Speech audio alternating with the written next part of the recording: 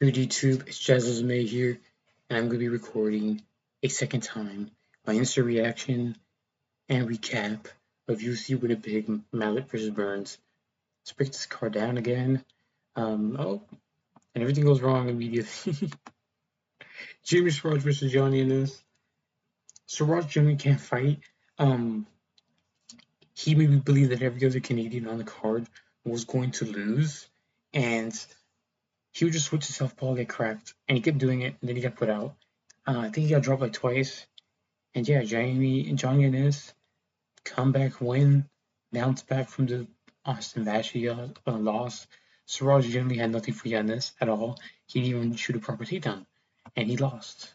So, good win for Yanis. To be fair, he did fight. I just read on looking at it. I think he fought Austin Vashia at 145. So this is a very dumb pick by me. So yeah, start off the card awfully. I thought all three Canadians was gonna lose, and I thought Gilbert Burns was gonna win eventually. Moving on to the draw, that was John Castaneda versus Mark Logden. Tricky fight to score, my opinion. Let's break it down. John Castaneda felt like he was like out tit for tatting Mark Vologden, but Vologden was landing the better shots round one.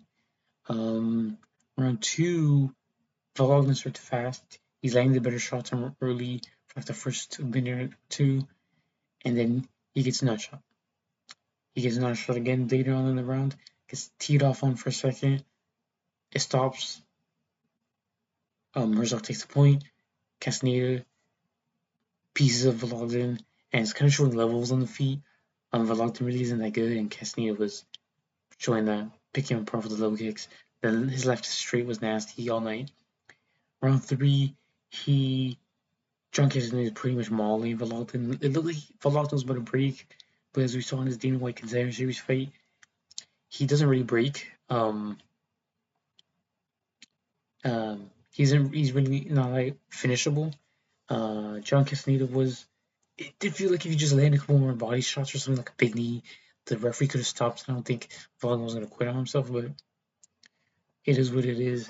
Um, Vologden toughed it out last like minute. He starts landing back a little bit, and Castaneda makes a dumb decision of just he could have gone on 10 round to be honest. If he just kept it up, he kept shooting and clinching when he could have just clinched, knee to the body, rip to the body.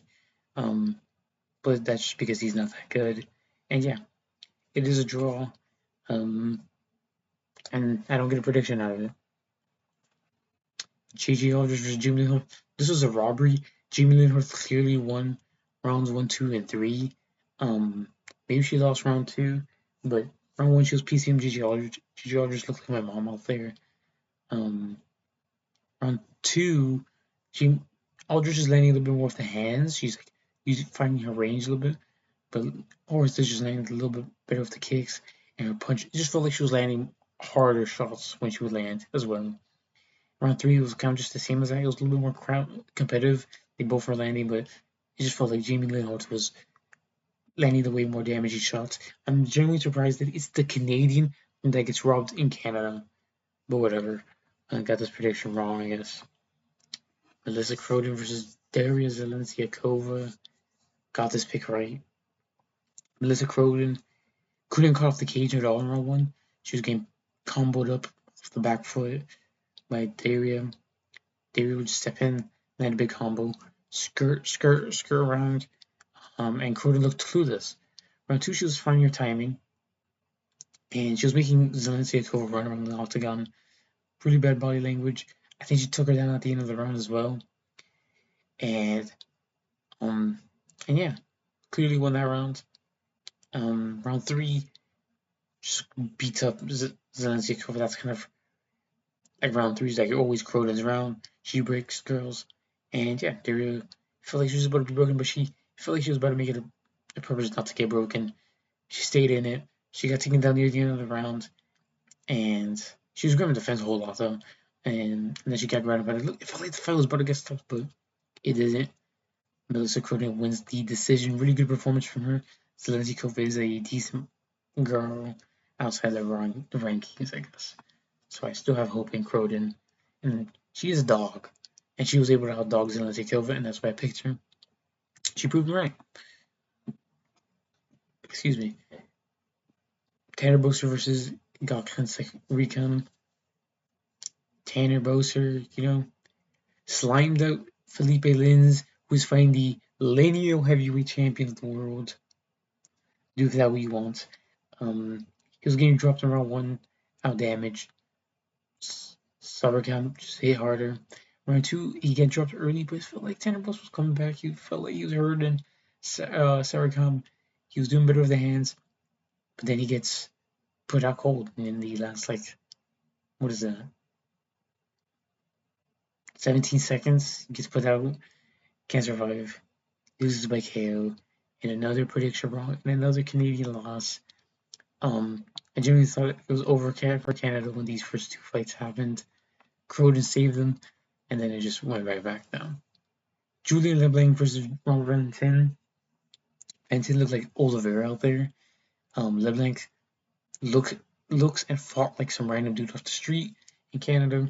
Valentin chewed up the leg immediately, hurt him with a big shot, took him down, landed some good elbows to the side of the head, and found the rear naked. Great win for Valentin. He had Myron Santos in his corner, which is pretty cool to see. They were on the same tough season, the same tough house or room. And yeah, pretty nice stuff. I believe he was crying because his mother died, so that was sad to see. I'm glad he got the win. He is kind of a dickhead online. So, get the prediction right though. Happy he got the win though. And moving on, Dennis Bazooka versus Mauricio Barbosa. It looked like Dennis Bazooka got hit by Bazooka with how badly Mauricio Barbosa slimed him out. Barbosa just found the lead hook and then bang, it was over. I said in my prediction video, Dennis Bazooka has no chin, and that's why I switched my pick to him, to Barbosa, because there's no way I was going to trust Bazooka with my pick. Just too chinny, and Barbosa hits hard, and another featherweight Brazilian guy off the innovative contenders who has bombs in his hands. Great performance for Barbosa. There's a lot of performances nights that you could give out. So hopefully he gets one. Thiago Moises versus Gage Young. I don't get how this fight was split. Thiago Moises, tit for tat, leg kick for leg kick, front kick for front kick, jab for jab.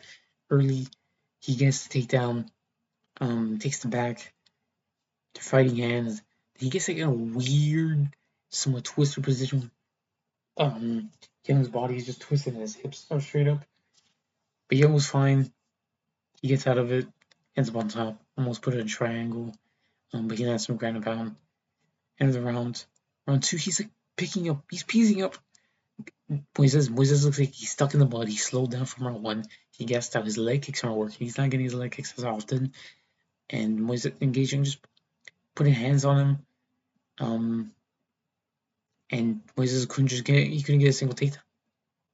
Round 3, something that I hated Gage Young for doing is when Moises would fail a takedown and flop on his back, he was like, he wanted Moises to get up without the ref intervening. Like, he wanted Moises to get up while he was in front of him, and he wasn't going to do that. So he should have just, as soon as Moises went down, step back, let him come up, and then pounced on him, put some more hands on him. But he was able to drop Moises. I felt like he was getting tagged because he was getting too confident, hands low, but he was still piecing Moises low kicks, stomps, front kicks to the body.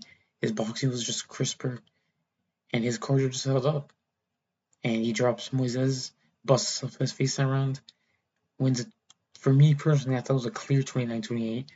Moises does makes Gage Young slip at the end of round 2, and then he lands like a partially blocked head kick, and that was his biggest moment of the round. Good win for Gage Young. Moises could be a tricky guy, and he normally beats the really low level guys. Or if you're mid tier or brain level, you should be able to beat Moises. Jasmine Jesuda versus Korean Silva. This fight was nothing. Nothing really to talk about. Jasmine Jesuda just gets takedowns, and Korean Silva has no takedown defense, and she just works on bottom with her really shitty submission attempts. She won round 1, made stuff damage, throwing elbows. Jasmine Jasuda Vicious wins rounds 2 and 3 by doing pretty much nothing. Round 3, she was putting hands on her, then she took her down, lands up decent ground and pound, but just awful stuff. This was an awful fight. I was doing on my phone for most of it. And yeah, where was the Jazz mission, bro? Where's the jazzy submission to Suda Vicious? Anyway, moving on. Mendel Nello versus Jack Herbert. I really wanted to pick Jack Herbert, but I was trusting in the Mendel Nello rat garbage pick because I thought Jack Herbert's chin was done, and I thought I was finally gonna catch up. But Mendel Nello's like 36 years old, and I should have just thought I should have known. 36-year-old prospect.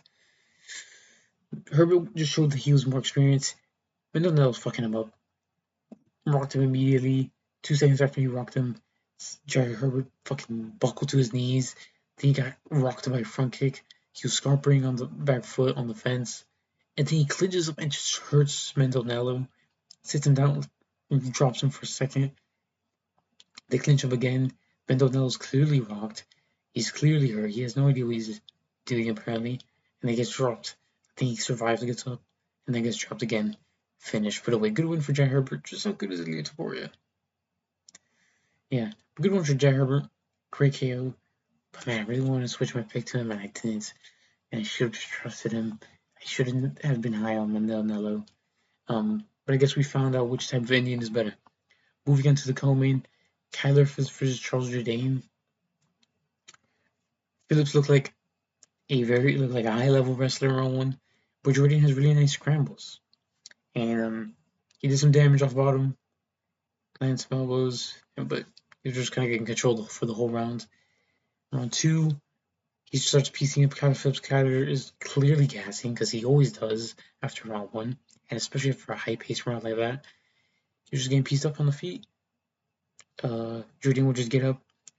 His ghillie is the way he uses his ghillie is very good, and it made me very happy because a lot of people they just go for the ghillie, but they end up off bottom, then they body lock themselves on bottom. He really used the ghillie to get up, and it was very nice to see. He also did good more to get up. Round 3, he's piecing up Kyler Phillips. It felt like he could have broken Kyler Phillips, but he kept doing this stupid ass shit where flying knee into a takedown. He'd flying knee and then Kyler Phillips would just take him down. It was so stupid to see. He would do like these leaping kicks and get taken down. This performance felt more like a low IQ moment from Jourdain. For why he looked so shit. It was just low IQ. He still clearly won in my opinion. I think he clearly won round 2 and 3. But yeah, Jourdain gets the decision. Pieced up Kyler Phillips. Got a nice trip at the end of round 3 as well. And that was fun. Moving on to the main event. Gilbert Burns versus Mike Malott. Gilbert Burns was getting pieced up for rounds 1, 2, and 3. All he had was a low kick that it was getting checked. A good lead hook that he would get to the body that he would get countered by Mike Mallott's lead hook. And a big winging overhand that rarely ever landed. Mike Malott just found a shot in round 3. Found the timing on the uppercut that he was landing all night.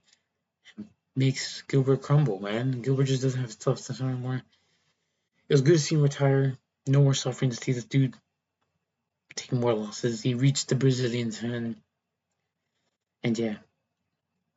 Good one for Mike Malott. Awful loss for Gilbert. Easily his worst loss out of his losing streak. But that's normally how it is nowadays. Good decision to retire. He blocked me on Twitter for no reason. So I'm putting that on that. I'm counting that as a win for me. But yeah, it was pretty sad seeing him retire. He's crying. But it was whatever. Pretty sad stuff to see. He blocked me on Twitter, so you get Gilbert. Sorry, bud. Good one for Mike Malott. He looks shit. I think I'd pick almost everyone other than like Colby to beat him in the top 15 of welterweight. Overall, dude, I went 7-4-1 on predictions. I know that because it's my second recording. So let me know how you guys did on predictions. Let me know if you guys enjoyed the card in the comments below. I thought the card was pretty good, but I feel like we all knew this card was going to be good. it just didn't have the name value to look like a good card. And I think that's something that people mistake. Um, like and subscribe if you guys enjoyed this video. Um, follow me on Twitter, jazzlovesmma, and I'll catch you guys in the next video. Peace.